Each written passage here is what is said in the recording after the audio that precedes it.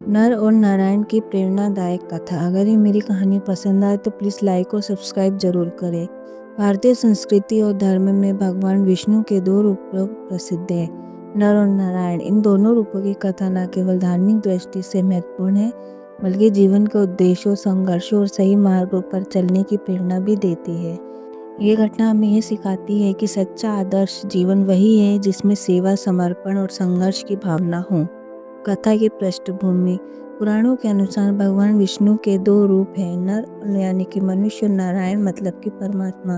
इन दोनों रूपों का प्रतीकात्मक अर्थ है कि भगवान विष्णु स्वयं मानव के रूप में धरती पर आकर मनुष्य की सहायता करते हैं, जबकि नारायण रूप में वह सर्वोत्तम ब्राह्मणीय शक्ति के रूप में समस्त संसार को नियंत्रित करते हैं। इन दोनों रूपों की कथा विशेष रूप से रामायण, महाभारत और भागवत जैसे ग्रंथों में मिलती है, जहाँ भगवान विष्णु ने विभिन्न समयों पर अपने अवतार लेकर मनुष्यों को रास्ता दिखाया। कथा का आरंभ। एक समय की बात है जब पृथ्वी पर अराजकता और अधर्म का साम्राज्य था। राक्षसों और असुरों ने देवताओं और पुण्य आत्माओं को परेशान कर रखा था। इस समय भगवान विष्णु ने मनुष्य रूप में जन्म लेने का निर्णय लिया। इस जन्म में भगवान ने नर और नारायण के रूप में प्रकट होकर धरती पर अपने उद्देश्यों की पूर्ति की। नर और नारायण का जन्म। विष्णु भगवान ने अपने दोनों रूपों में भगवान और नारायण के रूप में अवतार लिया।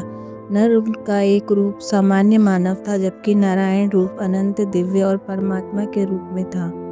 भगवान नारायण की उपस्थिति में नर ने अपनी कड़ी तपस्या, योग के माध्यम से परम सत्य की प्राप्ति की।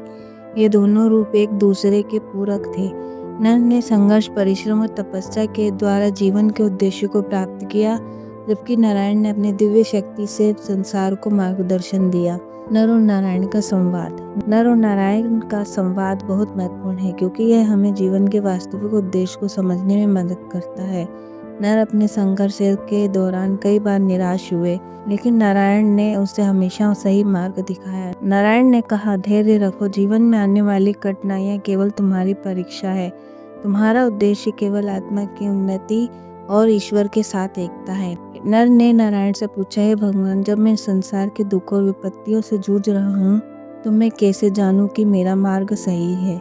नारायण ने उत्तर दिया, जब तुम सत्य, हिंसा और प्रेम, सत्यनिष्ठा से मार्ग पर चलोगे तो तुम्हारे सामने कोई भी कठिनाई स्थायी नहीं रहेगी। याद रखो, जब तुम सच्चे दिल से किसी कार्य को करते हो तो भगवान तुम्हारे साथ होते हैं।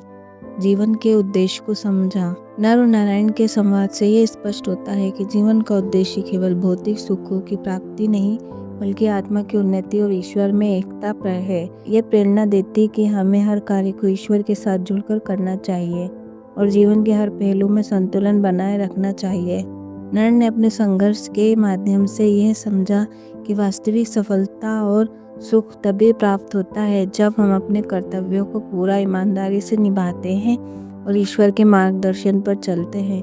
इसका निष्कर्ष ये निकलता है कि नर और नारायण की कथा जीवन में वास्तविकता को उजागर रखती है। यह हमें सिखाती है कि जीवन में संघर्ष और कठिनाइयाँ आती हैं, लेकिन हमें निराश नहीं होना चाहिए।